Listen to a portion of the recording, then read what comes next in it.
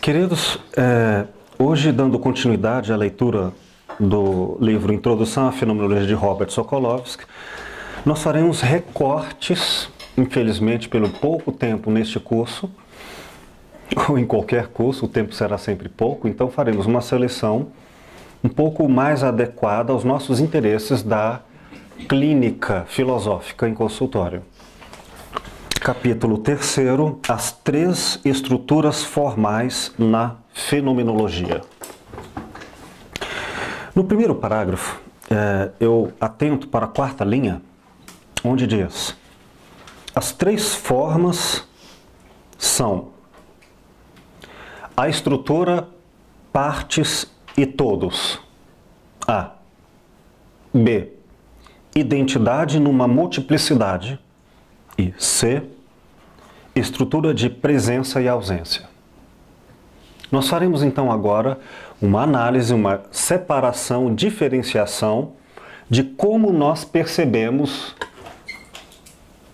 os objetos da realidade. A realidade enquanto objeto da nossa percepção. Percebemos com três lógicas a priori. O que estamos nos referindo aqui não entra conteúdos psicológicos. Não estamos falando sobre a experiência vivencial que cada um tem diferentemente no mundo. Estamos nos referindo ao fato de sermos humanos e, enquanto tais, enquanto cada um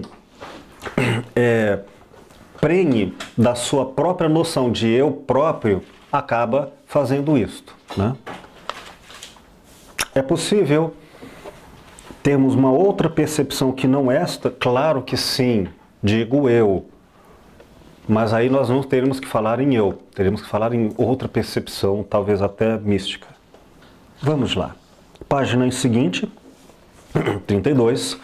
Especificamente vamos ao entendimento da relação partes e todos na percepção a priori. Uma leitura comentada. Totalidades podem ser analisadas em dois tipos diferentes de partes: pedaços e momentos. Há várias formas de dizer isso por autores diferentes. Nós vamos seguir essa linha, tá? Por mero didatismo. Diz ele: pedaços são partes que podem subsistir e ser apresentadas até separadas do todo. Apresentadas quer dizer presente. Diante de, aqui, né? Presentes. Pedaços são partes que podem subsistir e ser apresentadas até separadas do todo. Eles podem ser destacados de seus todos. Pedaços também podem ser chamados de partes independentes. Muito bem, o que são pedaços? Vamos imaginar aqui o conceito de um objeto que eu vejo na realidade. Eu percebo o óculos. E vou falar de um elemento muito fácil para todos nós, que é a intencionalidade visual. Quando eu olho o óculos é um todo, né? O desenho que geometricamente representa o que é óculos, eu vejo como um todo. Mas eu posso, no conceito de óculos, separar a haste, por exemplo, a haste esquerda ou a haste direita que está parafusada. Separo do conceito, sem perder o conceito de óculos, eu dizer a haste do óculos, ou a lente esquerda do óculos. Então o que eu fiz com o conceito de todo? Eu o distribuí em pedaços. Perdi o conceito de óculos? Não. Agora, houve algo acréscimo. Cada pedaço deste óculos virou um todo. A lente do óculos em si é um todo, não é? Em relação ao óculos.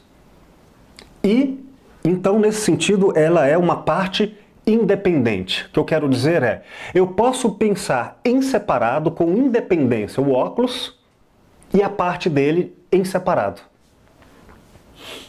Vou traduzir isso para uma questão clínica. Eu amo Maria como um todo. Esta pessoa, esta figuração, esta representação de pessoa. Conceito, termo Maria. Eu amo Maria. Mas vamos separar. E como esta pessoa faz isso, e vamos ver que é empiricamente, de forma psicológica, de maneiras mais diferenciadas. Vamos separar, por exemplo, eu amo Maria, mas não amo a raiva que ela tem de mim. Olha, ela separa Maria como um todo, a raiva que Maria tem de mim é outra coisa. Eu sei amar Maria como um todo e este pedaço, que é uma coisa tão independente que, mesmo que na prática eu não separe, intelectualmente eu separe. Por exemplo, o fumante do não fumante na mesma pessoa. Eu separo, é independente e eu consigo ver só um. O outro está lá como um pedaço, e como um pedaço é a parte. Ou, vamos dizer, para os que conseguirem, por exemplo, trabalhar com o cônjuge. Então tem na outra pessoa um todo, é ela, todo, totalidade. Mas separa de forma, como um pedaço conceitual, coisas que são diferentes.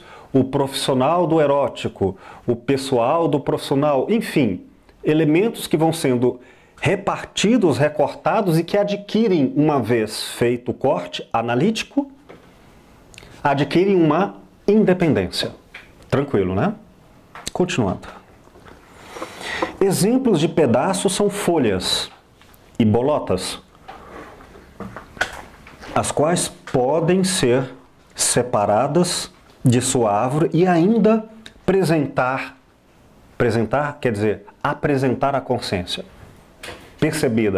serem percebidas. E ainda apresentar a si mesmas como entidades independentes. Até um ramo de árvore é uma parte independente, porque ele pode ser separado da árvore. Quando assim separado, ele não funciona mais como um ramo vivo e torna-se um pedaço de madeira, mas ainda pode existir e ser percebido como uma coisa independente.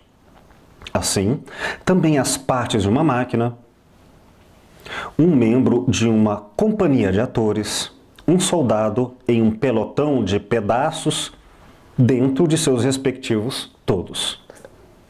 Tais coisas pertencem, de fato, cada uma ao seu tanto maior.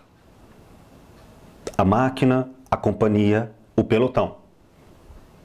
Mas elas também podem ser elas mesmas e apresentar a si mesmas separadas daquele todo.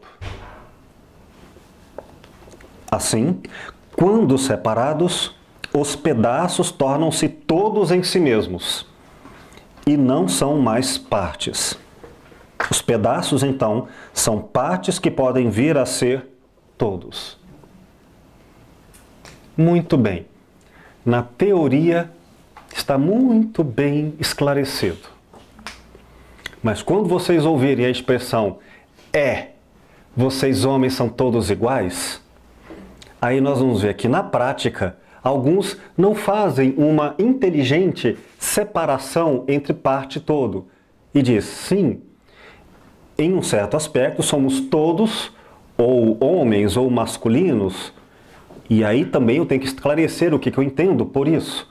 Mas há um conceito de todo, e nesse todo eu tenho que separar. Apesar de eu pertencer a estas características, eu separo aquelas outras.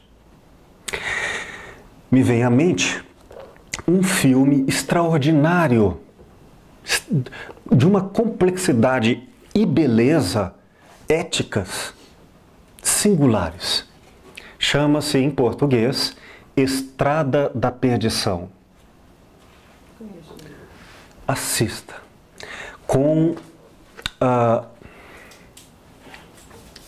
qual é o nome daquele ator, gente, que me fugiu? Tom Hanks. Este homem, ele é um matador profissional. Enquanto tal, entendam claramente, um homem frio, mau, sensível, perverso. Entretanto, é um pai amoroso, ético, gentil, humano, respeitoso, como pai e como marido. Acontece que no filme, isso é um spoiler, mas eu não vou contar o final. Acontece que neste filme, o filho mais velho, sempre querendo saber qual era a profissão do pai, que nunca contava claramente, um dia ele esconde no carro, numa dessas saídas do pai para a execução do seu trabalho. Ele era um executivo. Execução. Por excelência. E ele visualiza, em particular, uma cena no qual o pai dele estava ao lado do filho do grande mafioso para o qual o pai trabalhava. E é o filho deste mafioso que atira e mata uma pessoa. Então, o filho agora do assassino deste homem, bom pai de família, se torna testemunha de um crime que, uma vez vivo, pelas leis da máfia, não pode estar nem permanecer vivo, comprometendo no futuro a segurança dessa família. Então o filho do mafioso diz assim, olha, não me leve a mal, não é pessoal, mas eu tenho que matar seu filho, assim, tudo bem, né? E o outro diz, não. A história toda vai se desenrolar quando este pai decide, para salvar o filho, acabar com toda a máfia. É um contra todos, mas é o cara. E a luta é ele fugindo. O interessante, e aí eu termino a minha observação, o filme mostra isso. Ele não quer, em várias situações o filme vai mostrar essa possibilidade, que o filho se torne um mafioso, se torne mau. Não aceita nem que o filho impunha uma arma. Não. Então ele é, ao mesmo tempo, olha que interessante, como um todo, como um ser humano, tem algo que é verdadeiramente mal, pelos preceitos éticos com que julgamos, e outro que ele é verdadeiramente bom, mas é uma parte. E vou dizer então, conceitualmente, eu diria, enquanto pai separado, não há dúvidas, é um excelente pai, amoroso, gentil, cristão, etc. Enquanto profissional, enquanto ser humano em outros aspectos, não. Difícil é integrar isso. E este paradoxo e até essas contradições fazem parte da clínica. Nem sempre funciona de maneira tão separada e independente. Neste filme fica claro a independência. O pedaço conceitual de pai, em todos os critérios no filme, eu vejo assim, verificado como uma pessoa ética. Os restantes não. Então é possível separar, aqui nós estamos fazendo análises conceituais. Bom, ficou claro que é pedaço. A palavra pedaço esclarece isso. Outro termo, momentos, parágrafo seguinte. Pedaços são diferentes de momentos. E olha que momentos se refere à categoria tempo, porque quer dizer com isso algo. Momentos são partes que não podem subsistir ou ser apresentados separados do todo ao qual pertencem. Não é porque eu não quero, psicologicamente, não é intenção de vontade, eu quero ou não quero. Intenção enquanto lógica transcendente, enquanto ser humano que pensa é anterior à vontade, é a priori. Portanto, estamos falando em conhecimentos formais da percepção. São partes não independentes. Exemplo de momentos são a cor vermelha ou qualquer outra cor que não pode ocorrer separada de alguma superfície ou expansão espacial. O tom musical que não pode existir exceto quando misturado a um som. Tem como perceber o tom musical e não perceber nenhum som ao mesmo tempo? Não. Ele é sempre um conceito específico, tom. Eu sei, gente, mas eu vou só perguntar para o meu assessor de assuntos aleatórios. Me dê 2 tons diferentes. O que seria isso? Conceitos, tom A e tom B. O tom na música é só a separação fonética mesmo, tipo, sei lá, dó e si. Ok, para mim era tom e GR, mas então vamos lá. Dó e si. Eu só conheço uma nota, dó. Dó de não saber nada. Então, o tom dó e o tom si são intelectualmente distinguidos como conceitos diferentes. Ok, são 2 elementos diferentes. Mas eu não tenho como separar, é uma dependência vinculada absoluta, o conceito de dó e som. Não tem como perceber um do outro, separar. Então existem, quando pensamos em coisas, pensamos em mundo, alguns dos nossos pensamentos podem ser claramente separados conceitualmente, enquanto tais serem independentes. Outros não. Outros não podem. Um implica em estar anexado ao outro. Outros exemplos. E também a visão, diz o texto, que não pode ocorrer exceto como dependente do olho. Tais partes são não independentes e não podem existir ou ser apresentadas por si mesmas. Um ramo pode ser cortado da árvore, mas o tom não pode ser isolado de um som. E uma visão não pode desprender-se do olho. Os momentos não podem ser, exceto quando misturados com outros momentos. Os momentos são um tipo de parte que não pode tornar-se um todo. Queridos, vamos a algumas considerações clínicas, considerações subjetivas da percepção e do julgamento em clínica. Isso aqui até agora nós falamos em termos puramente formais. Vamos a conteúdos de realidade. Uma pessoa em clínica pode separar. E aqui eu não estou falando na minha percepção dela, mas na percepção dela de si mesma. E que eu só distingo pela linguagem. Eu a escuto, verifico se entendi bem e eu quero concluir que, segundo os termos dela, uma investigação que é tema de outras aulas. Como fazer isso adequadamente, com método. Mas digamos que uma partilhante especificamente diga: olha, uma coisa sou eu como mulher, outra eu como mãe. É a mesma pessoa. Mas ela consegue, como pedaços, separar 2 totalidades que cada qual vista de forma independente, nada ferem ou alterem a outra. Aí eu posso dizer que uma é boa e a outra é má. Eu posso fazer considerações independentes. Por que eu digo isso? Porque num processo de verificação eu vejo que é assim para ela. Aquele conceito está separado. Agora vamos dizer que outra pessoa, outra psicologicamente vivência da realidade, não separe de jeito nenhum. Tanto que quando você fala mãe e quando você fala mulher, é sinônimo. Ela pode até na abstração entender que uma coisa se refere a uma e outra, mas na prática, na empiria, na vivência existencial dela, a identidade das 2 coisas não são possíveis, uma vez separadas. Uma implica a outra, implica necessariamente. E é assim, diferentemente, entre pessoas diferentes. Por exemplo, para a senhorita Priscilla Presley,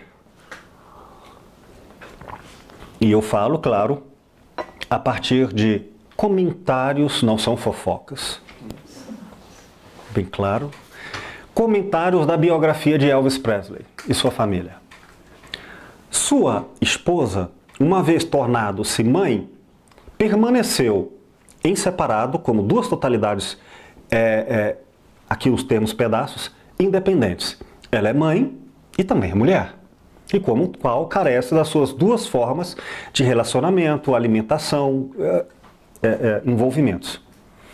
Mas o Elvis disse que, segundo contam as línguas, que ele não conseguia mais vê-la agora como mulher, porque uma vez mãe, não era mais possível vê-la eroticamente como mulher. Olha que interessante. Então, para ele, a visão do fenômeno, da aparição conceitual para ele, de mulher, já era não mais um pedaço, era um momento, nos termos aqui de Sokolovsky, no qual ele não poderia fazer sexo com mãe, nos termos dele, na visão dele, no entendimento subjetivo dele. Está claro? E nós vamos ver situações das mais curiosas em cada um. Sobre traição, por exemplo, algumas pessoas vão dizer assim, não, eu não traí, eu só beijei. Ou eu não traí, eu só isto e aquilo. Para alguns isso será momento, para outros serão pedaços. Para alguns, a noção da temporalidade ou permanência de um conceito, por exemplo, afetivo, diante de um perdão, a ideia da mágoa, está vinculado a um momento, ou seja, não se separa. Uma vez traída é sempre um ser de traição. Outro, são independentes. Não, isso foi no passado, não tem nada a ver com a pessoa de agora. Eu não sei como se dará, mas é importante que saibamos distinguir, verificar e distinguir com conhecimento o que no conceito de ser que a pessoa tem de si mesma ou do mundo. Ela pode falar de si ou ela pode falar o mundo. O mundo é mau, mas por outro lado é bom, ou então, não sei. O que ela tem de momentos separados e momentos que não podem ser separados. Ficou clara a noção de parte todo? Que bom.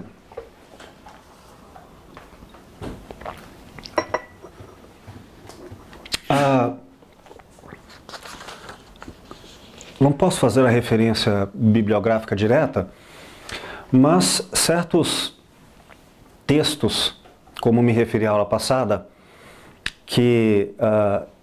históricos, que retratam os primeiros olhares de muitos indígenas brasileiros que não conheciam o cavalo e viam homens montados em cavalos, não conseguiam distinguir a ideia de, no mesmo desenho imagético, serem seres em separado.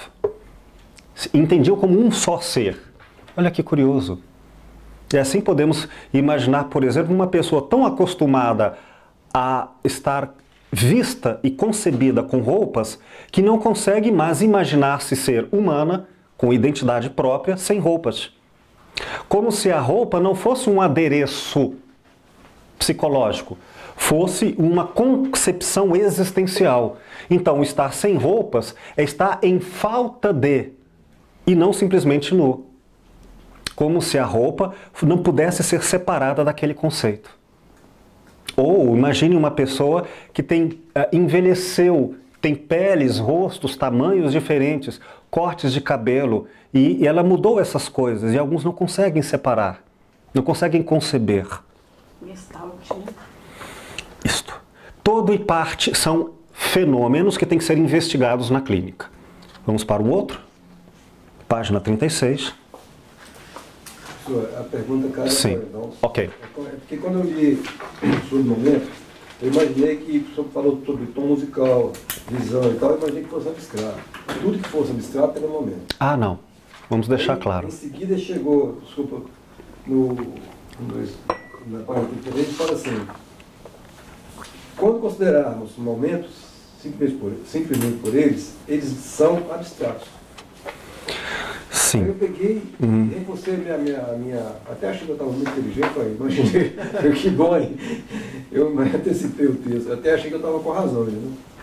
Então, o senhor está me dizendo agora que não necessariamente. A palavra abstrato quer dizer que abstrai de, separa de. vamos deixar claros, sejam conceitos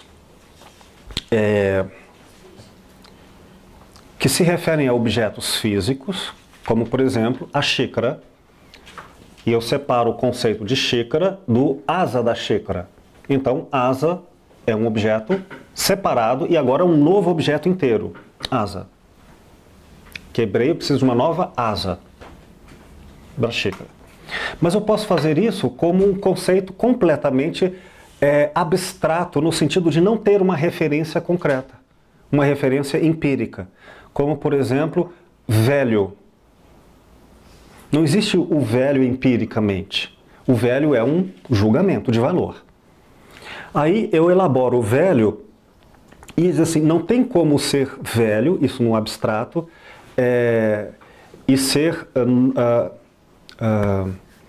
quando eu penso, por exemplo, vamos imaginar uma pessoa velha e sábia. São dois conceitos completamente abstratos. Velha e sábia, se eu faço uma colagem de tal maneira em que eu não consigo, e isso a depender de cada um, não consegue separar se é velho e se é sábio, então seriam momentos. Hoje a gente vê claramente a diferença entre velho e sábio, não é? Hoje a gente diz que são dois elementos, portanto, pedaços. Ele é velho, mas não é sábio. Ele é sábio, mas não é velho. Vou pegar um outro termo.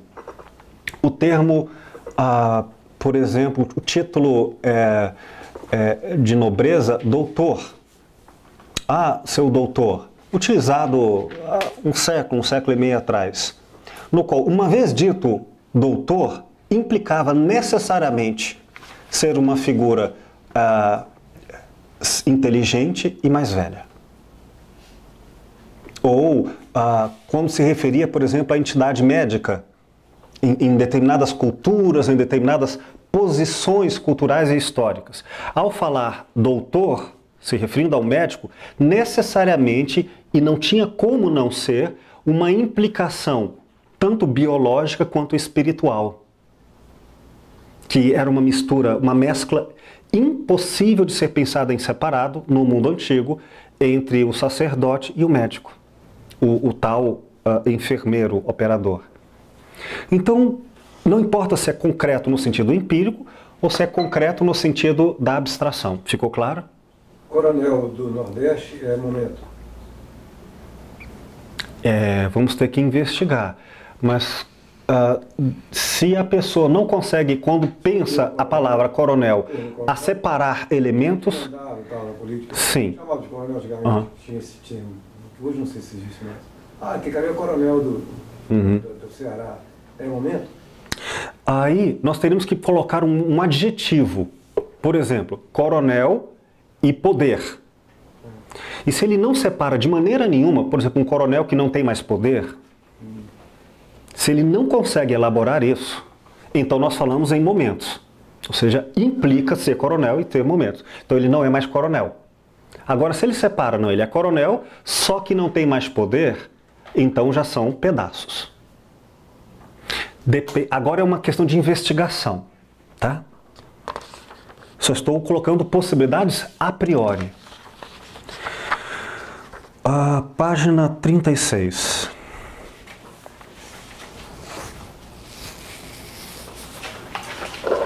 São sutilezas da clínica, mas que depois nós vamos exercitar, sobretudo no curso de prática em filosofia clínica, estudando diversos casos clínicos registrados e também cedidos para pesquisa, tanto em vídeo, quanto ao vivo, quanto em escrito, para a gente reconhecer e fazer todas essas análises, até ela se tornar um modo operante de ver o outro com os olhos dele.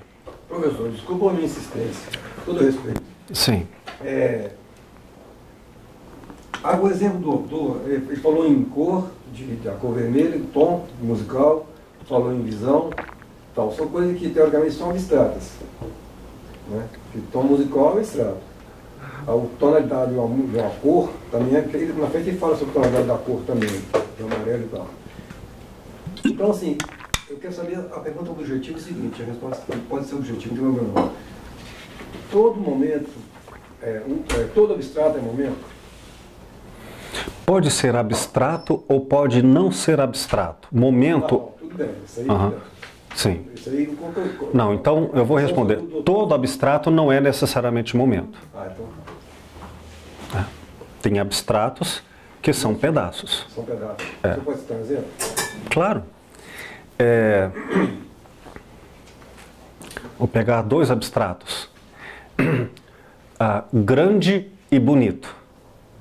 São dois elementos abstratos e são completamente pedaços separados.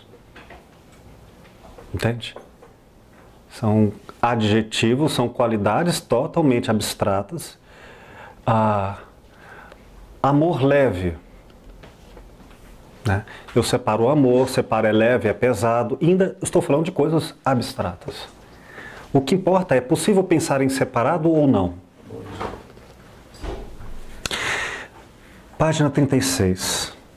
Um outro aspecto do pensar fenomenológico. A partir do eu. O eu de quem pensa.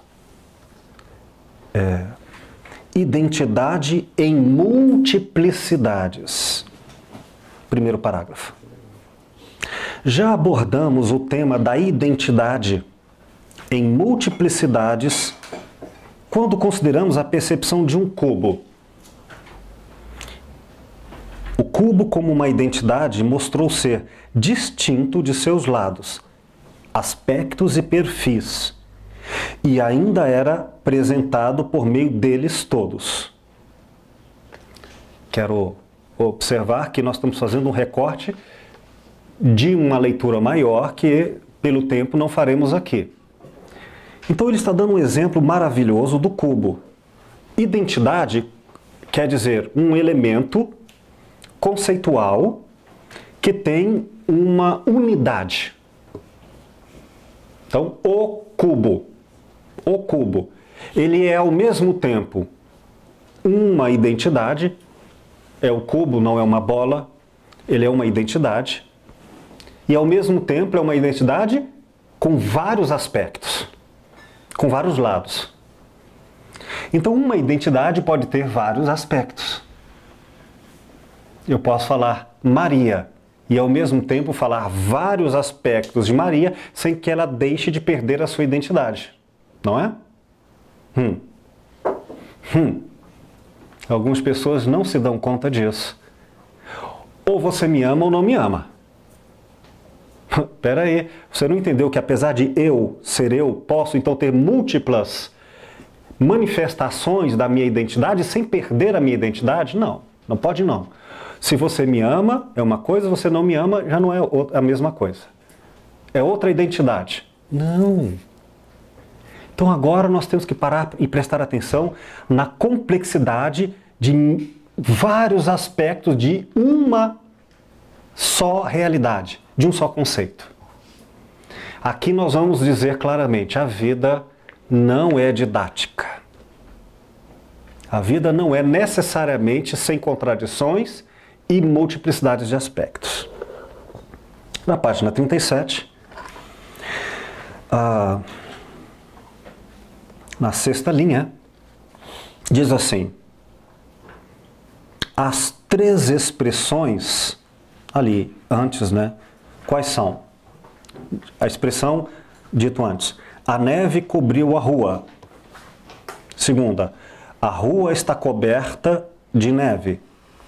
Terceira, eu estou sem meu óculos porque está em alemão, mas diz a mesma coisa, suponho, em alemão.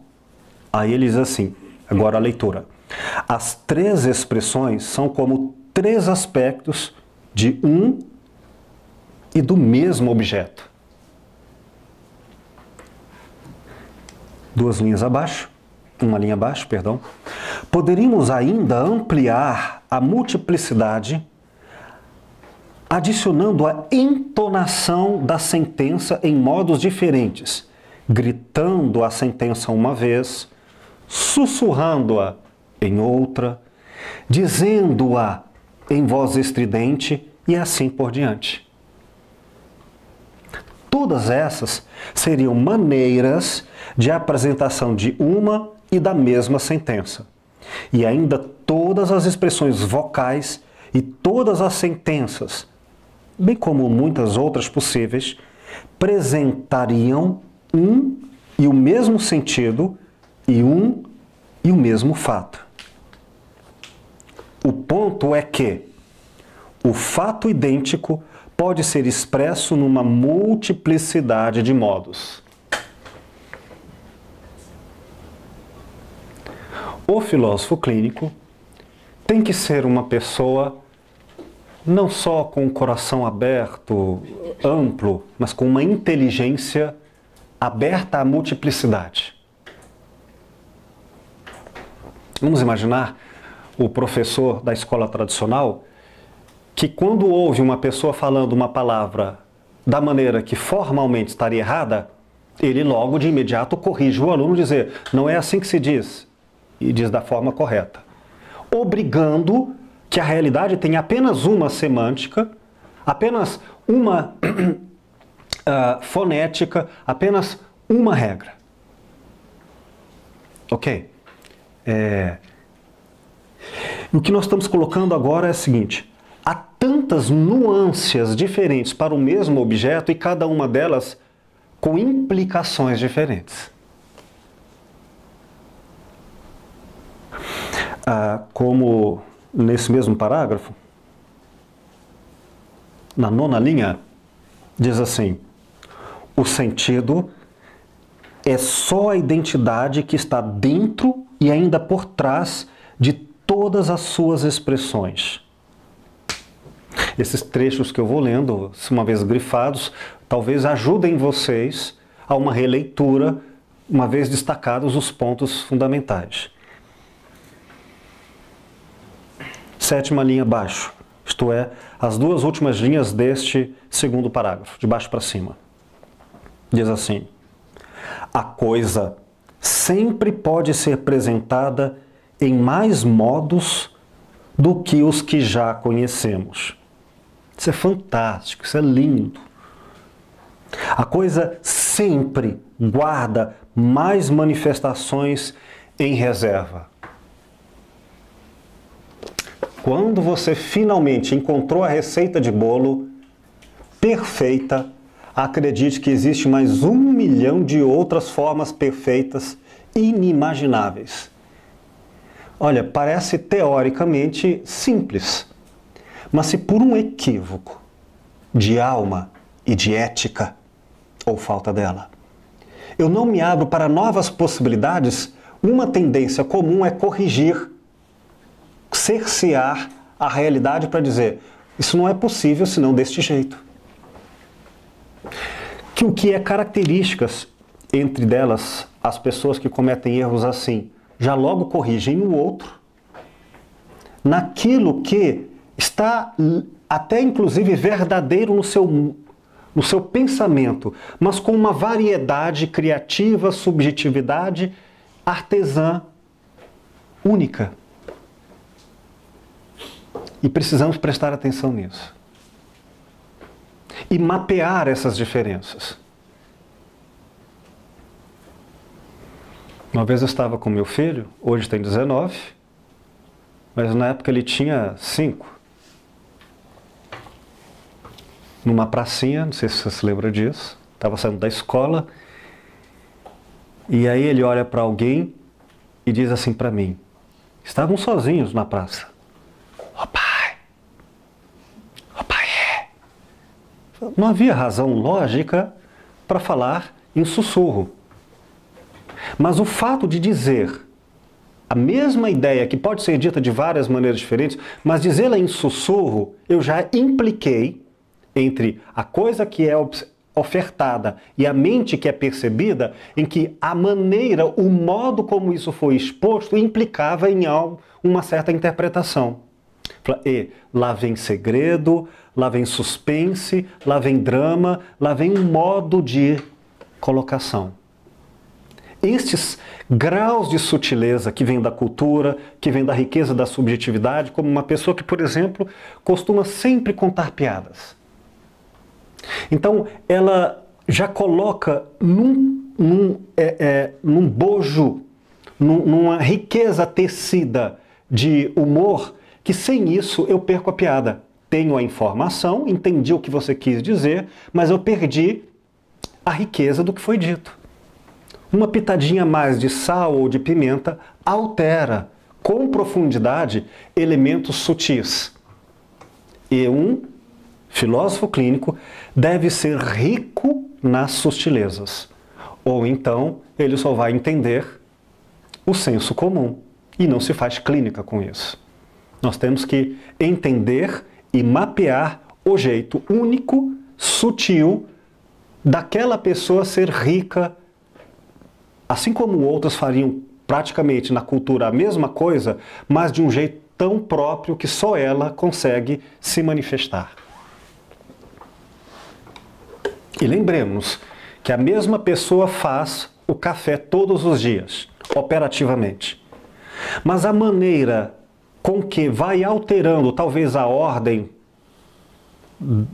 da consecução dos trabalhos, talvez a velocidade, talvez a gentileza, alteram significativamente os conteúdos a serem interpretados. Está claro, portanto, que a mesma identidade é rica de multiplicidades. Ou seja, é um cubo, mas ao mesmo tempo é 6. Ora, é cubo, só que é 4. Mudou, mudou, mudou. Você me ama? Ah, sim. Você me ama? Sim. A mesma identidade, os dois foram verdadeiros, os dois foram sinceros, mas em diversidades da mesma identidade que de fato é amor, que alteraram profundamente. Difícil? A efusividade. Hã? A efusividade. É, as multiplicidades do mesmo ser. Por isso, eu não posso, na clínica, me distrair disso. Ah, você era assim, agora você não é mais nada, você mudou? É uma pergunta aqui filosófica. Pode ser sim. Ou pode ser não, permaneço o mesmo, mas com uma outra forma de ser o mesmo. Pode ser uma mudança, mas pode ser uma variação apenas do mesmo. O cubo mudou ao ser 6 para 4? Não deixou de ser cubo. Mudou facetas. Mas pode ser que ele deixe de ser cubo. Por exemplo, ele sirva ele como pedra para um estilingue. Já não é propriamente a ideia de cubo. Página 39. Terceiro parágrafo. Está ficando claro, gente? Uma leitura assim comentada facilita, né?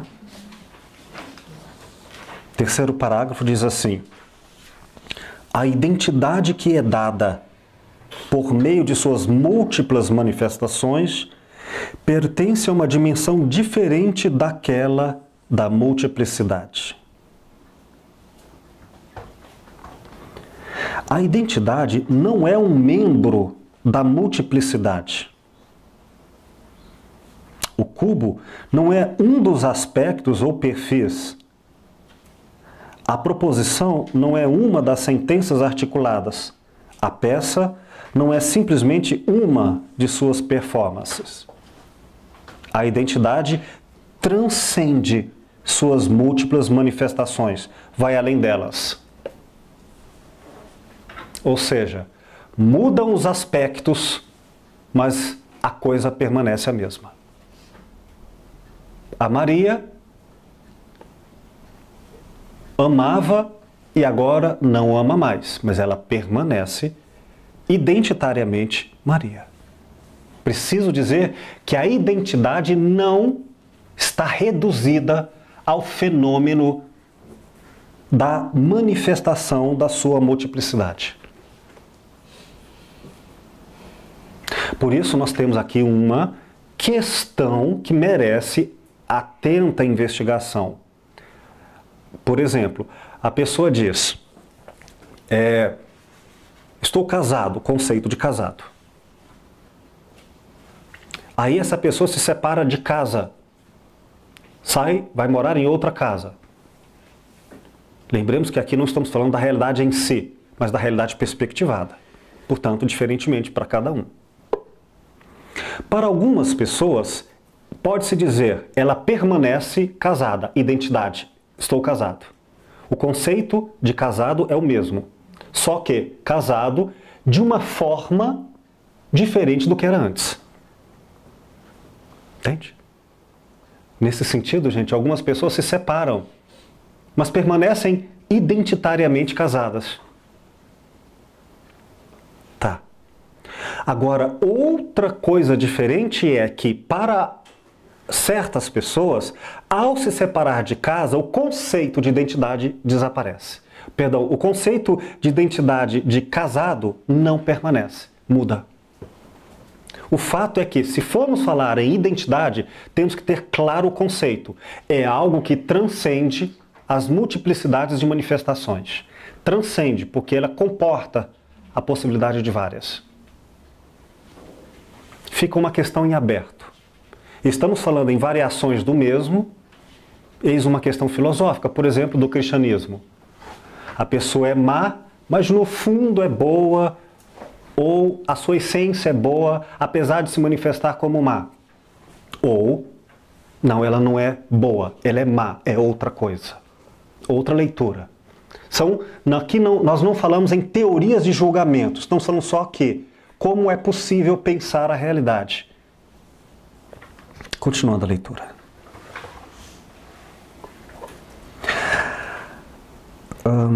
A identidade não é meramente a multiplicidade de suas manifestações, transcende, né? Não é igual a. Vê-la só como sua soma reduziria a um horizonte as duas dimensões que devem ser distinguidas aqui. Ou seja, os vários aspectos de uma pessoa, por exemplo, não é uma soma da pessoa. E digo, fulano é isto, é a soma de tudo isso. Não. Não podemos confundir. Não é a soma das características que dará a pessoa. Nós estamos dizendo que o conceito de pessoa transcende qualquer soma. É outra ideia. Identidade é algo que transcende ao conceito de manifestações dela. Transcende. A ideia não é a mesma, o conceito não é o mesmo. Tá claro? Senão pode alguém achar que é uma soma e que uma vez alterando essa soma, diminuindo, acrescentando, muda-se a pessoa. Podemos, portanto, dizer que é a mesma pessoa, mas ela mudou tanto, tirou, colocou novos aspectos, que eu vou dizer, não é mais a mesma pessoa. Cada dia a gente seria uma pessoa diferente. Se confundíssemos o conceito de identidade com a soma das partes. Né? Cada dia isso tinha que mudar de novo. Agora, lembremos, seria possível uma pessoa de fato ser outra? É uma outra questão, mas aqui vamos falar sobre essas riquezas da identidade. Uma linha abaixo. Em vez de reconhecer a identidade como além da dimensão de manifestações, como algo presentado por meio de todas elas, e também por meio de outras possíveis manifestações. 4 linhas abaixo, depois de um travessão, diz: mas a identidade parece não ser algo que possamos pôr em nossas mãos, ou pôr diante de nossos olhos. Parece iludir nossa compreensão. E ainda sabemos que a identidade nunca é redutível a uma de suas manifestações.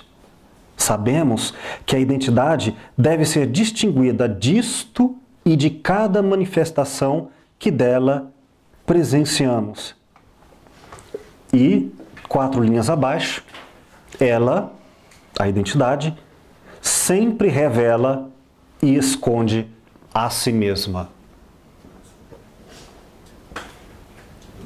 É lindo isso.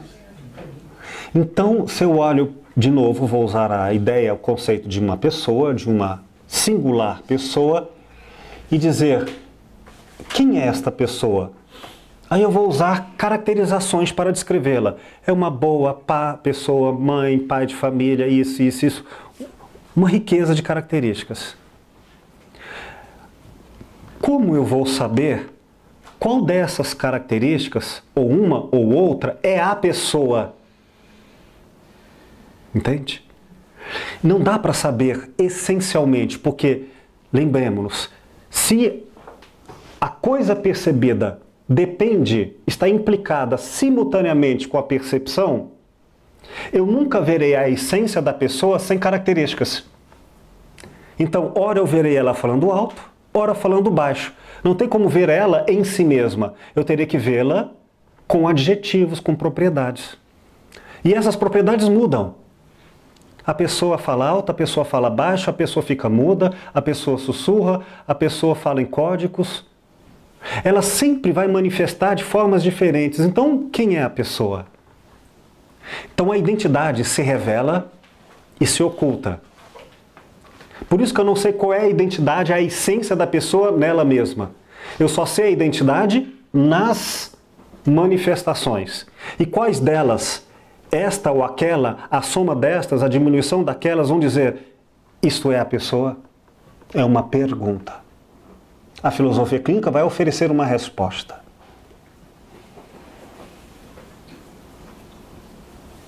E a resposta sempre a qualquer questão filosófica é: eu sei que não sei.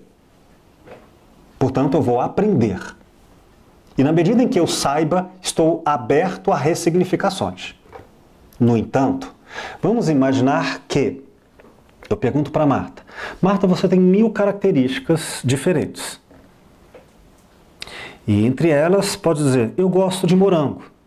Ok, então a Marta é a pessoa que gosta de morango. Eu posso identificá-la por um caractere. Amanhã ela não gosta de morango, logo não é mais Marta. Resposta, pode ser que sim. Mas se ela deixar de gostar ou não de morango alterou o conceito da identidade do ser Marta, é porque pelo menos, ou aproximadamente, é tudo sempre uma busca de pesquisa, nunca é certeza absoluta, é que a ideia de morango, com qual uma das características com que ela se definia, era determinante. E aqui eu não pretendo dar uma resposta última, é sempre uma resposta e uma investigação por aproximação. Vamos a uma questão clínica bem pertinente. E aqui eu estou falando, mais adiante eu esclarecerei a diferença entre aspectos psicológicos e aspectos existenciais. Mas adianto aqui uma diferenciação. Elementos psicológicos são elementos empíricos. São esses elementos vividos na experiência de cada um ao longo da sua história. Então eu posso dizer, a pessoa é alegre, a pessoa é triste, a pessoa é extrovertida, introvertida, são caracterizações que se vê ali no cotidiano.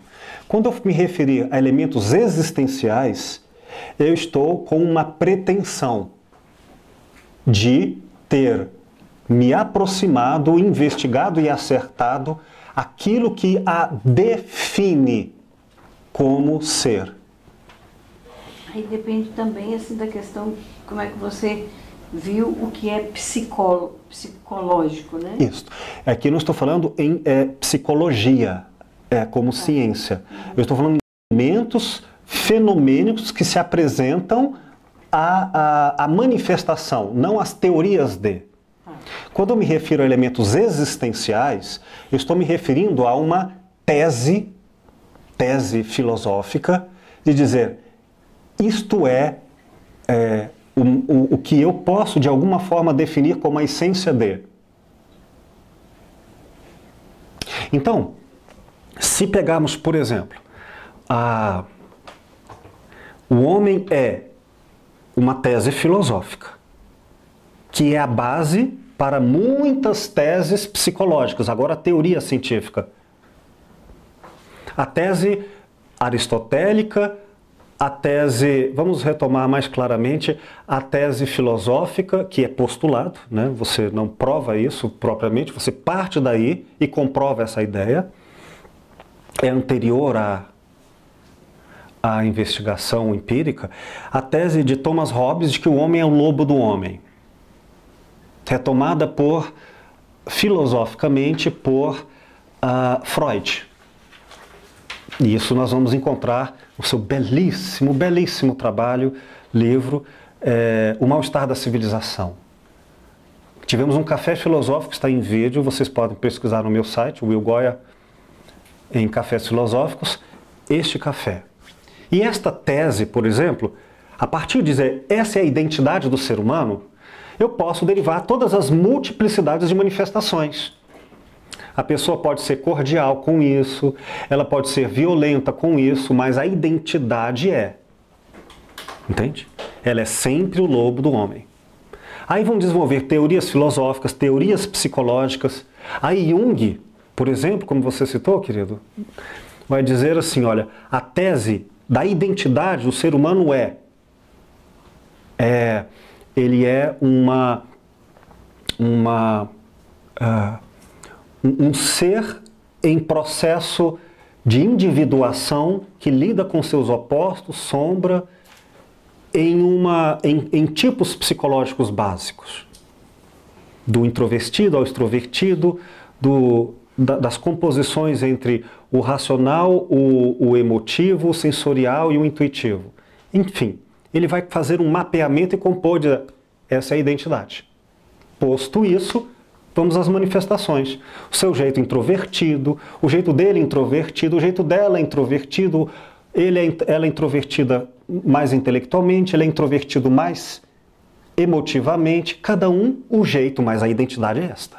A identidade é o conceito filosófico de realidade que as psicologias e que diferentes filosofias, que diferentes religiões apresentam. Daí que diferentes correntes psicológicas vão ter diferentes noções de identidade. O ser humano é corporal. Não. O ser humano é abstrato, é espiritual. Não. O ser humano é ser político. Não. O ser humano é gestalt. Não. O ser humano... Aí, correntes.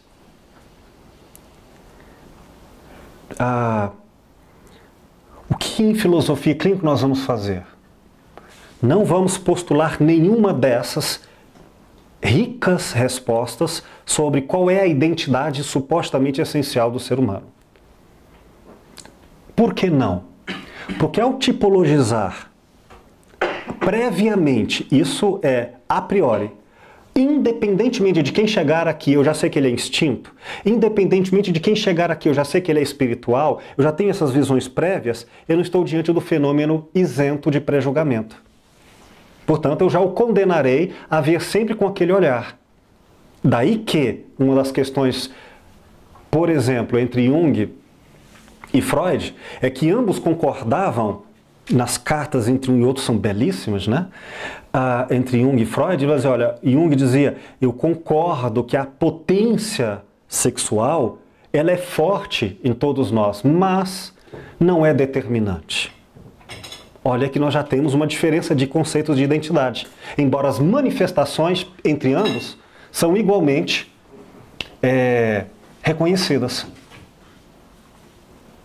Bom, o que nós vamos fazer em filosofia clínica, temas de outras aulas, é basicamente dizer o seguinte: a identidade ela vai ser pesquisada caso a caso e também suas manifestações. Daí é possível que eu reconheça que agora fazendo uma leitura autocrítica na filosofia clínica, ou seja, fora do consultório, uma crítica sobre si mesmo, uma metacrítica, que para algumas pessoas a tese psicanalítica do conflito inevitável entre valores e desejos pessoais e valores sociais é a essência que revela esta pessoa. Ok. Outras, apesar dela sofrer disso, falam, isso não identifica essa pessoa. Essa pessoa aqui ele é profundamente de outra natureza. Então o que nós faremos em filosofia clínica é todas as teorias, todas as filosofias, todas as teses de identidade do que é o ser humano são possíveis. E nenhuma delas serão previamente agendadas, mas serão riquezas para que a pessoa nos dará a conhecer o método de reconhecê-la e não utilizaremos previamente um óculos teórico para sempre ver o outro segundo este conceito identitário universal. Ficou claro? É uma antecipação de questões futuras. Isso a gente pode fazer um link com o olho do observador? Que olho olha? Ah, sim. Pois é. O que caracteriza a filosofia clínica não é só, portanto, uma alteridade moral. Ou melhor, uma alteridade na relação de respeitar o outro em sua existência psicológica. Não, é uma alteridade também teórica ou fenomenológica.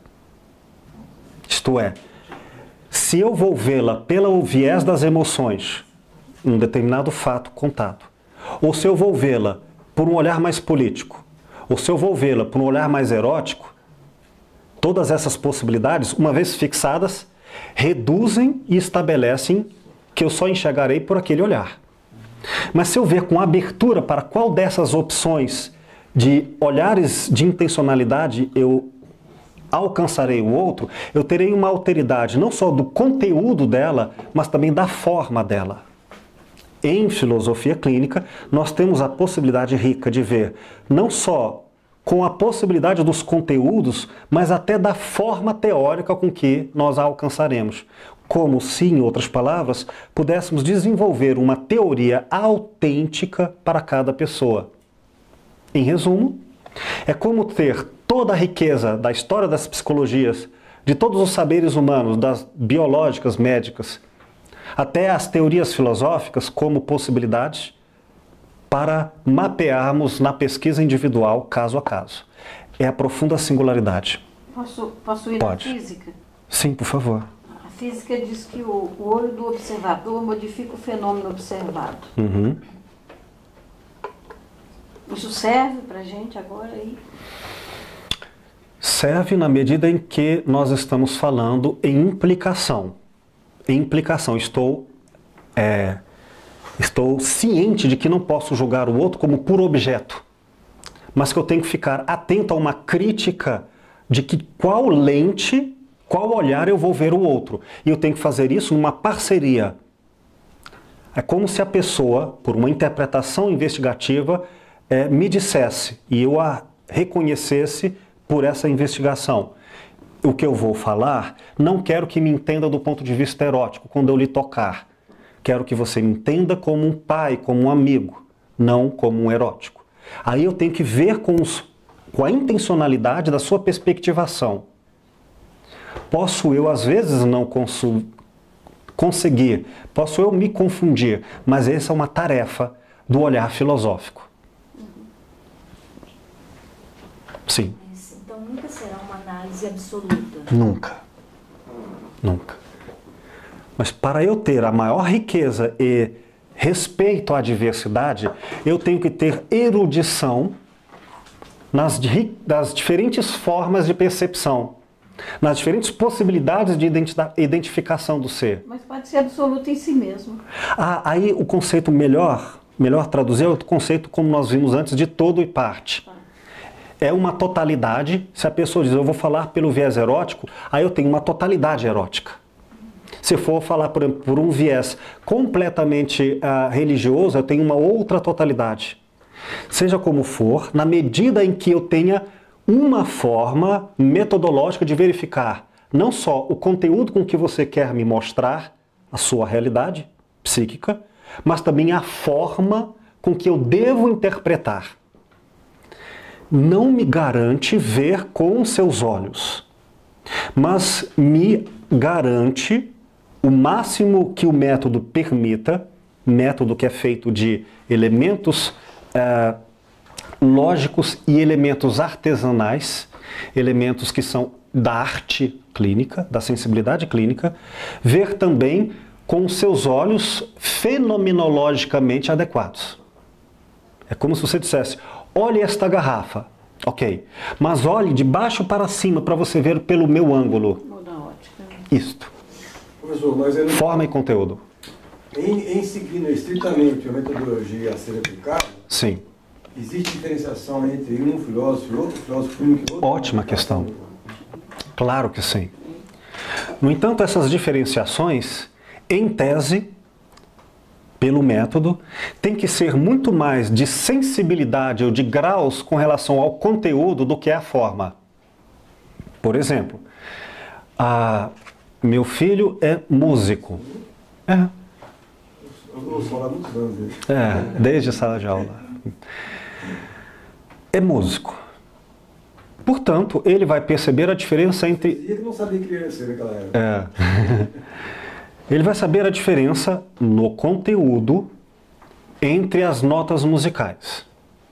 Como eu só sei dó de não saber mais, eu terei a mesma intencionalidade auditiva do que ele. Para falarmos, eu entender do que ele se refere.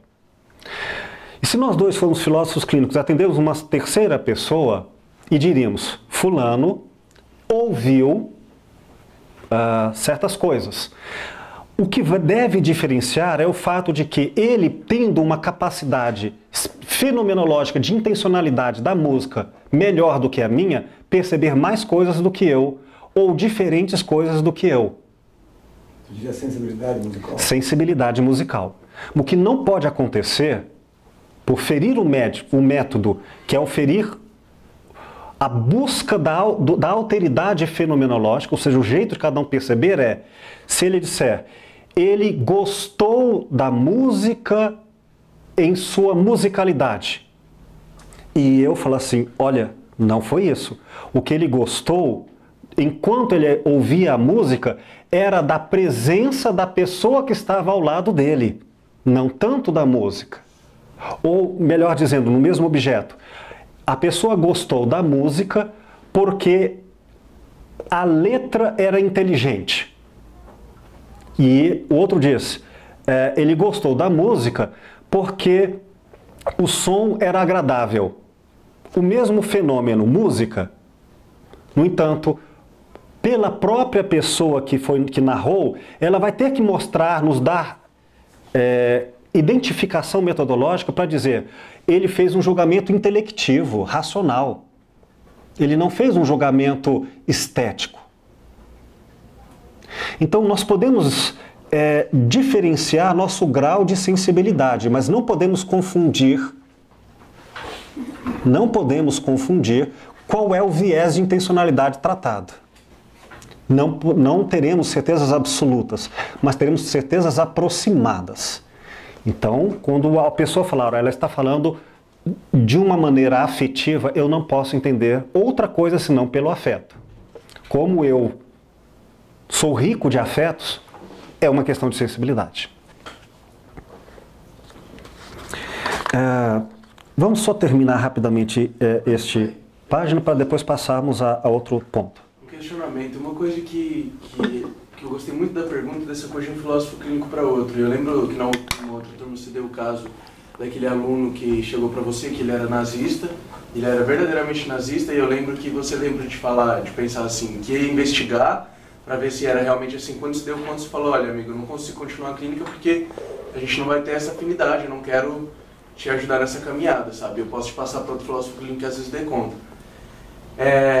Eu acho, assim, eu vejo tanto na filosofia clínica, eu entendo o porquê de procurar esse distanciamento para que haja alteridade, mas eu vejo muito de silêncio, assim, não aqui, né, nessa sala, mas no cenário da filosofia clínica como geral, essa vontade de ser um Deus perfeito, completamente imparcial e impassivo, sabe, que vai ter um local completamente distante do outro, sabe, e isso para mim mata todo o propósito que já não é mais metodológico, mas o propósito afetivo da coisa, que não é necessário por si só, porque se o cara tiver totalmente meta, ele não precisa gostar do partilhante, ele pode só fazer bem, mas que eu acho extremamente necessário para como a gente pensa a filosofia clínica, E eu acho que tem que se começar a pensar bastante em como também se encontrar e se procurar nessa partilha para não ser aquele robô que responde as Claro. coisas certas, e entende?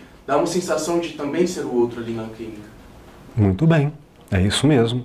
Como bem disse, a relação da clínica não é o outro como objeto de um tratamento, mas a relação entre nós que vai implicar em respeito fenomenológico ao olhar do outro, mas também ao meu olhar diante do olhar dele. Não é uma relação isenta de humanidade entre nós, né?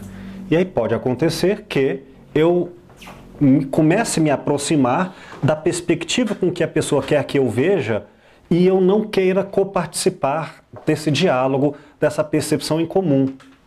Como quem, por exemplo, vai me mostrar assim uma coisa que me desagrada. Vamos imaginar um cheiro. Eu começo a sentir esse cheiro segundo a perspectiva, com o meu conteúdo é diferente do conteúdo dele, mas a percepção formal, olfativa é a mesma. E aí ele diz, olha, tem muito mais conteúdo para lhe mostrar, mas eu não quero mais. Eu vou ou me ferir para aproximar-me do outro, ou eu não vou mais nem entender porque minha sensibilidade não está possível. É uma relação nossa. Por isso, é ética antes de ser epistemológica. Nunca sem a ética. A ética é o caminho para o conhecimento e nunca o conhecimento para a ética. A ética vai me dizendo se eu, inclusive, devo ou não continuar a conhecer. Vamos terminar. Ficou claro? Sim. Vamos terminar aqui essa observação para a gente fazer um intervalo. Página 40. Mas estão acompanhando bem, né? Imagino. Primeiro parágrafo. O que tentamos fazer em nossa análise filosófica é assegurar a realidade de tais identidades, demonstrar o fato de que elas são diferentes de suas múltiplas manifestações e mostrar que, a despeito de seu escorregadio status, elas verdadeiramente são um componente do que nós experienciamos. Isto é, quero dizer, a fenomenologia evita teses metafísicas de uma única essência para dar uma identidade como uma tendência natural. Respostas prontas, respostas absolutas. Manter-se fenomenologicamente aberto para qualquer realidade que se nos mostre é uma tarefa nem sempre fácil. Um exemplo.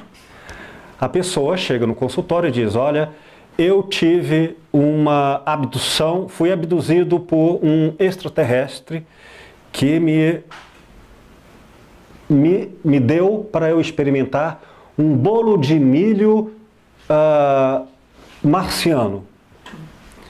Eu preciso ficar com a abertura de saber o que é isto, ao invés de já ter a resposta e dizer, é uma fantasia, é um delírio. E o que é isto? Vai uma investigação. Investigação. E as surpresas são as mais fantásticas do mundo. As mais fantásticas. Desde, a exemplo do que você estava falando, filho, uma vez uma aluna de uma faculdade, depois de uma aula, ela veio me contar que ela adorava demônios. Eu falei, mas o que isso tem a ver com o que nós estávamos falando? E que ela era uma demonologista. Filosoficamente, eu tenho que dizer, o que é isto? Qual é a identidade do qual ela se refere, e quais são as manifestações diferentes? Quando ela explica o que ela está entendendo, eu falei, meu Deus, isso aí é o que eu chamo de cristianismo. Enfim. E coisas podem ser surpreendentes. Coisas que eu poderia antes chamar de delírio, depois eu perceber que eu é que não estava percebendo com objetividade. Enfim, não teremos respostas, mas manteremos abertas as perguntas. Agora, no segundo parágrafo,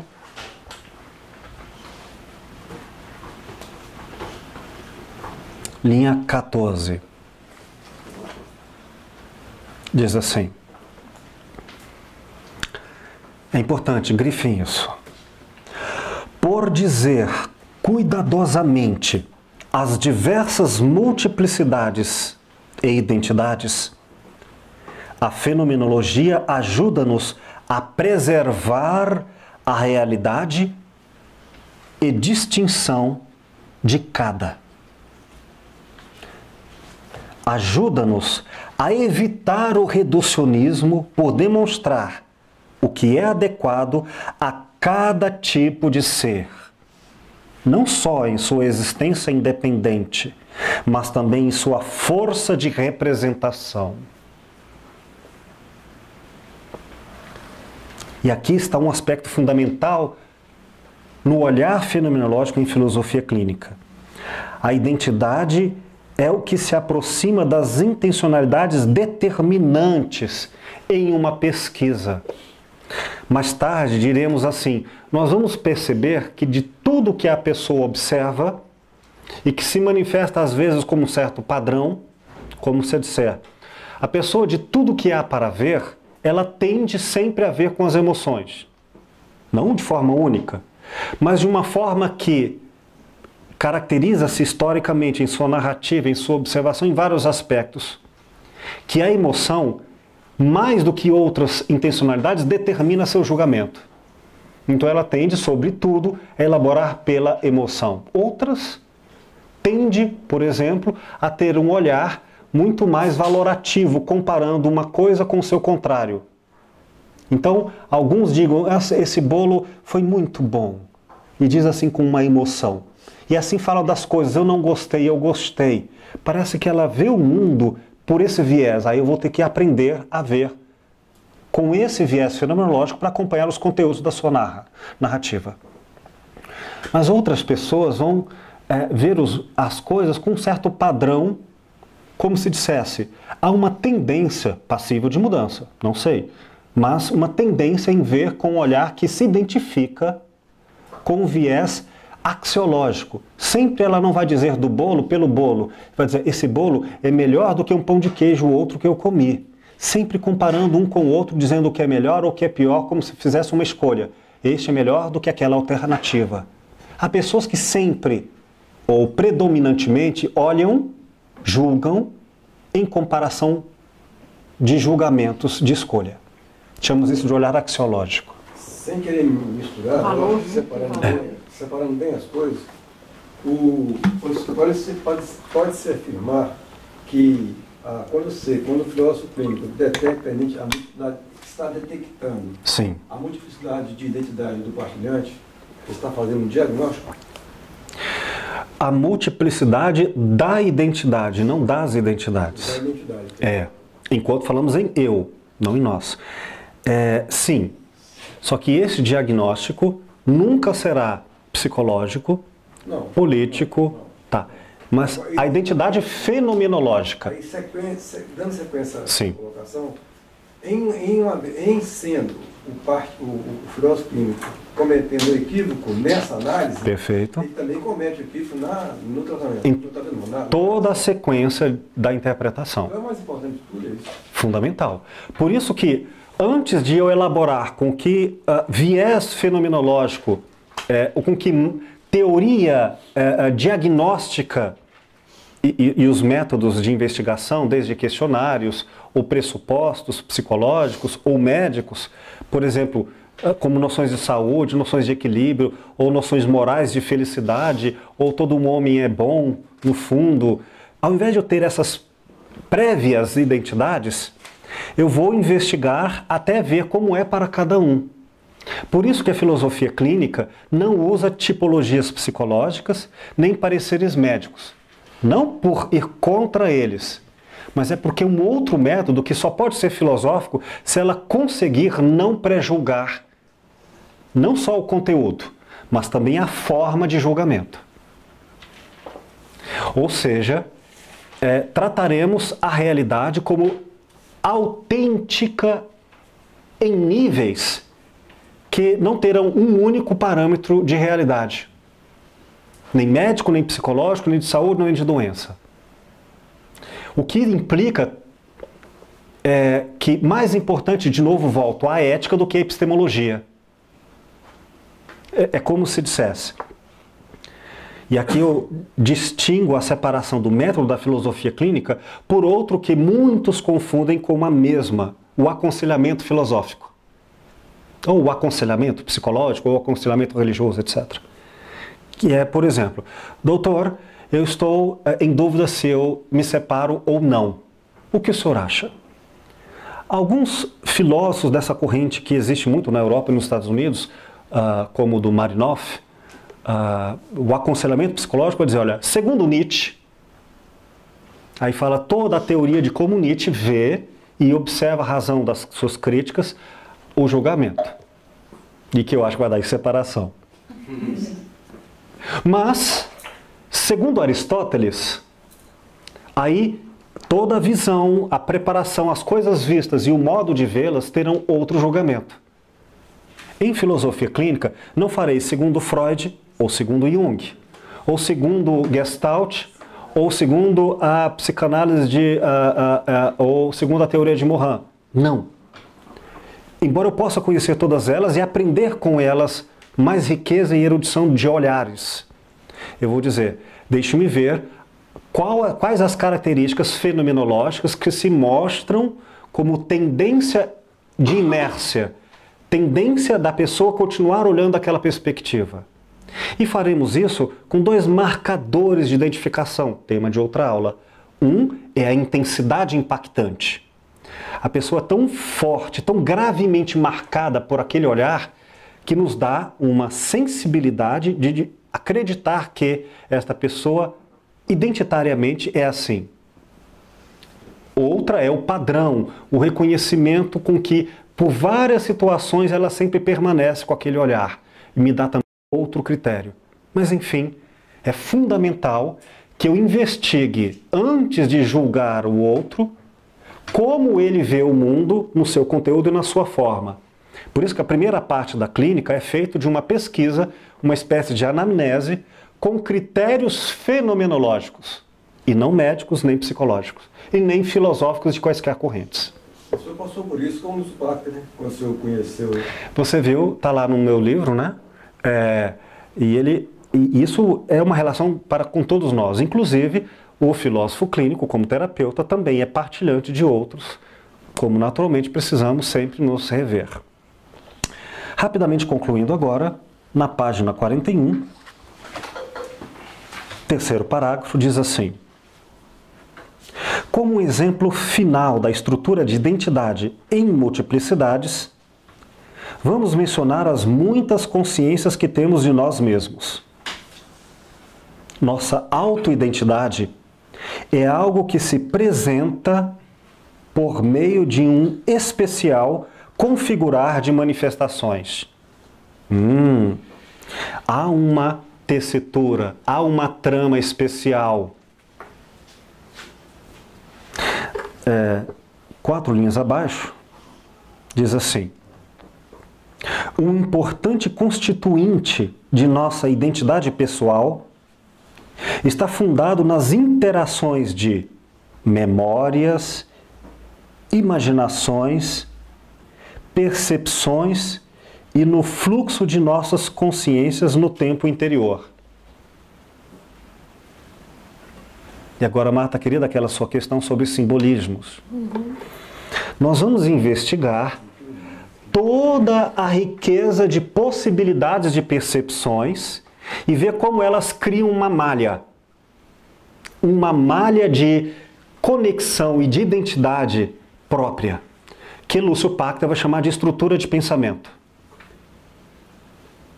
Então, formalmente, nós encontraremos pessoas cuja malha intelectiva é feita de elementos simbólicos, de elementos sensórios, de elementos imagéticos, cada qual estabelecido de uma tal forma que, de alguma maneira, o quanto isto for possível, e se for possível, investigando a linguagem, a outra alternativa é a telepatia sem linguagem, mas investigando no eu e em sua historicidade, em seu registro de linguagem, de compreensão de mundo, o que essa pessoa tem de tessitura da identidade de eu dela.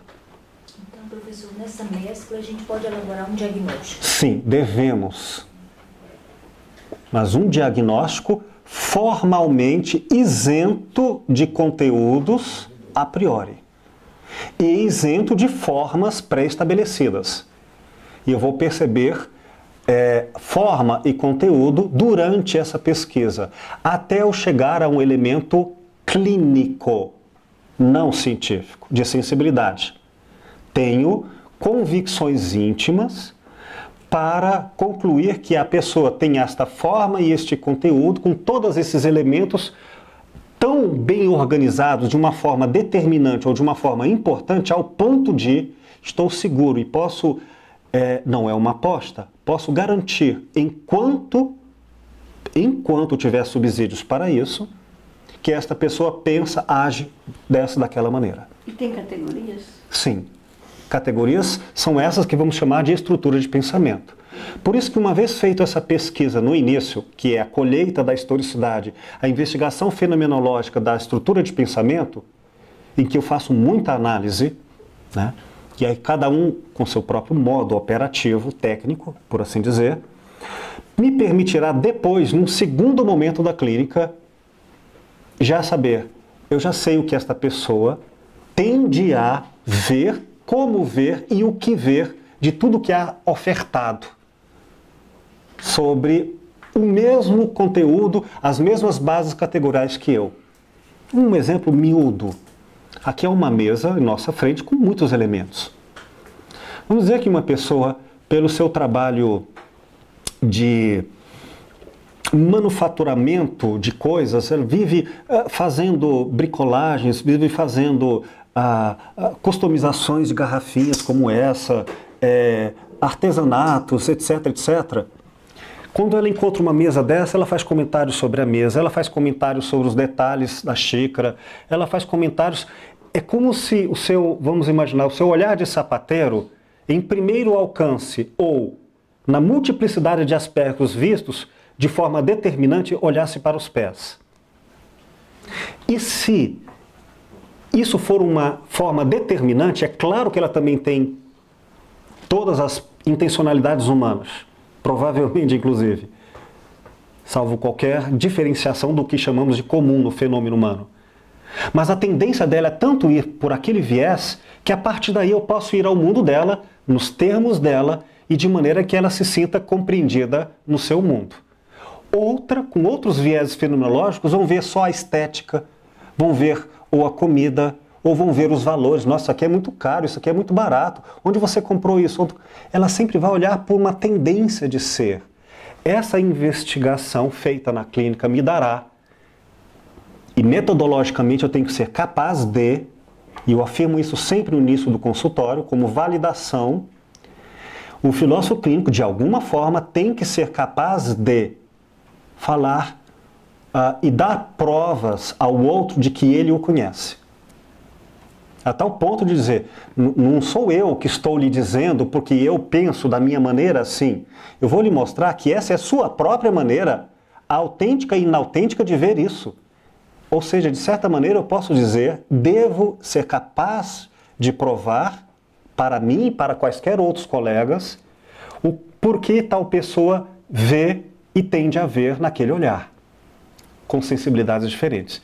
Se alterarmos profundamente esses olhares metodológicos, há um problema de método a ser investigado. Sua questão, querido? Eu só compartilhar com vocês. Você está me falando isso, está me saltando uma pacientezinha de Formosa. Lembremos aqui que mantenhamos todas as conversações em aberto, né, sem localização das pessoas.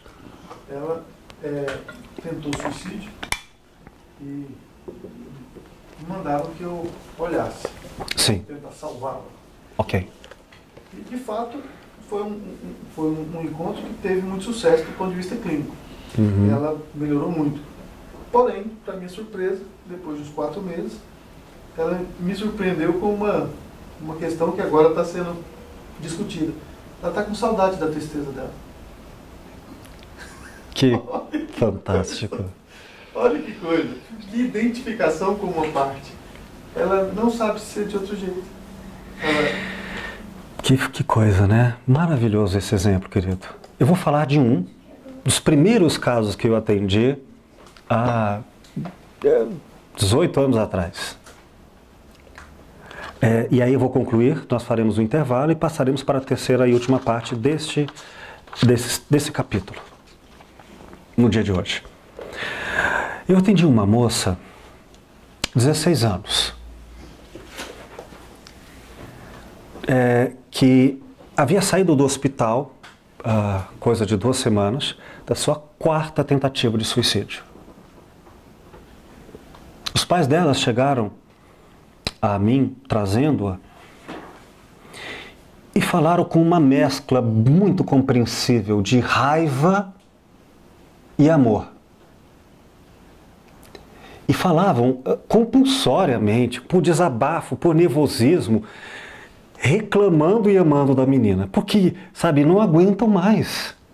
Não aguentam mais de sofrimento, não saber o que fazer e pondo culpa na menina. Essa menina não nos dá sossego. E precisamos ajudá-la, a gente não sabe o que fazer. E a menina do lado, ali, colhidinha. Eu pensei comigo, acabou a clínica. Como que eu vou conversar com ela depois de toda essa vexação dos outros sobre ela? Ela nem vai querer conversar. Pensei, isso vai ser difícil. Depois dela ser acusada em público, eu conversar com ela com intimidade. Se não protegida pela vergonha. Bom, enfim, depois quando vim conversar com ela, parece que nunca houve aquela conversação anterior. Falei, ufa, que bom que ela não trouxe isso. Mas qual é a questão? O fenômeno que todos reconhecemos teoricamente, um conceito, uma teoria de suicídio, ou seja, isso é um suicídio, intencionalidade complexa, lembremos, que é uma intencionalidade teórica. Quando nós estabelecemos isso, quando os pais trouxeram aquilo, eu fui investigar e eu percebi que era outra coisa, outro olhar fenomenológico sobre o mesmo fenômeno. Ela não queria jamais, em nenhum momento, teoricamente passava pela mente dela se matar. Ela queria emagrecer. Acontece que morrer poderia ser apenas uma consequência. Entre as tentativas estava, por exemplo, a última, que foi tomar veneno de rato, porque entendia que isso emagrecia. E, acreditem vocês, não faço isso em casa, mas emagrece. E eu percebi... E essa menina, ela chegou até a mim de uma maneira que me causou um impacto de muito sofrimento ao vê-la.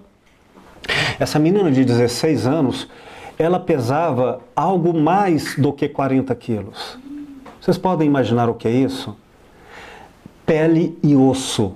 Ela era tão magra que entre os ossos podia-se ver a pele curvando para dentro. Sabe? Então é o que em julgamentos médicos poderia se chamar de anoréxica. Mas nós não vamos trabalhar a pessoa pela titulação. Vamos trabalhar pelo olhar fenomenológico do que isso quer dizer, coincidindo ou não por outros pareceres que são independentes das investigações. São a posteriori e rótulos. Por exemplo, 2 pessoas anorexas têm 2 histórias e olhares fenomenologicamente diferentes porque são únicas, o que já implica em uma clínica totalmente diferenciada, uma para a outra, coincidindo ou não com o tratamento psiquiátrico. Pode deixar, Fer. Não tem como... Depois eu mostro o que fazer. Tem um filme agora bem interessante sobre isso, né? Apenas o Essencial. Viram sobre a anorexia? Eu não vi. Apenas o Essencial. Muito bonito o filme. Eu vou esclarecer, então, rapidamente a questão para irmos ao intervalo. Obrigado. Não é apenas o essencial, vou ver. Eu percebi que ela se via gorda, sendo tão magra, porque ele elaborava o conceito de gordura ao conceito de volume. Portanto, ela sempre tinha o volume que equivalia a ser gorda.